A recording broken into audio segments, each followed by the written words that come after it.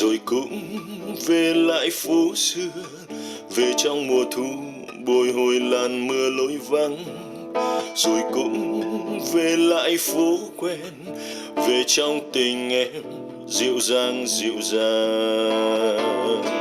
lại đi bên em bình yên cơn gió lang thang về chốn quê nhà, về nghe con sông từng đêm rì rào bên ta nỗi nhớ khơi xa,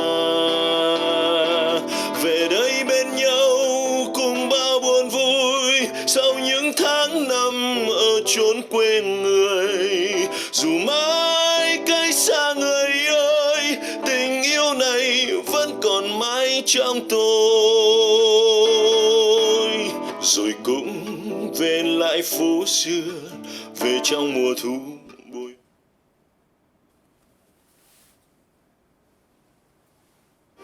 Mang bao yêu thương ra đất, mang những kỷ niệm ra đất, làn khói đã khiến đôi mắt em cay nhuệ.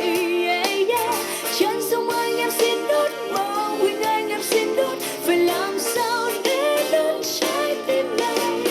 La la la la bài ca dấu cuối này em sẽ đốt khi đêm về, cho tan theo bao cơn gió, cho tan theo những con sông chẳng còn nhau, không còn đâu. Mang bao yêu thương ra đất, mang những kỷ niệm ra đất, làn khói đã khiến đôi mắt em cay nhuệ. Trên sông anh em xin đốt, mong huynh anh em xin đốt, phải làm sao để đốt trái tim em này. La la la la bài ca dấu cuối này em sẽ đốt khi đêm về, cho tan theo bao cơn gió, cho tan theo những con sông chẳng còn nhau.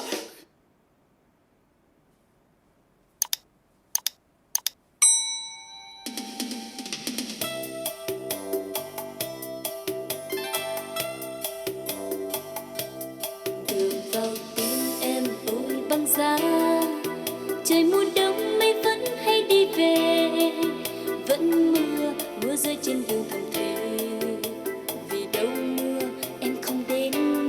Đường vào tim em mây sáng tím, bàn chân anh trên lối đi không thành, những đêm khuya mưa buồn một mình, có khi cho ta quên cuộc tình. Cơn mưa hắt hiu bên ngoài sông thưa lắm, khi mưa làm hồn ta nhớ mãi ngày qua, nhớ con phố xưa vẫn âm thầm đợi chờ, nhớ đôi vai ngoan em sợ trời mưa gió. Từ ngày ta vẫn đưa em về qua phố, vẫn trên cỏ trời mưa lũ, vẫn tiếng buồn xưa. Ôi bàn tay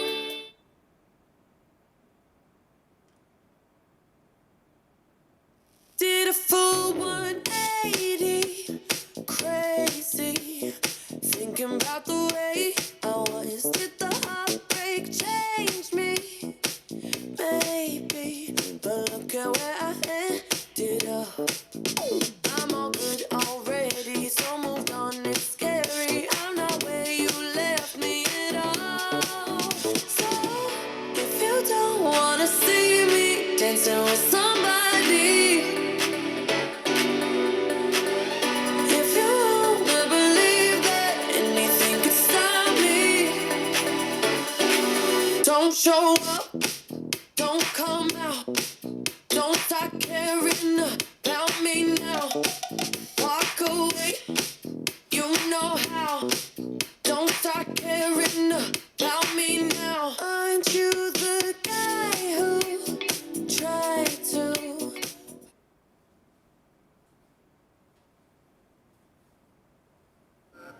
Lần đầu tiên gặp anh là thứ hai, chột nhịp tim thật lâu, em chẳng biết đúng sai, thật may anh không nhận ra.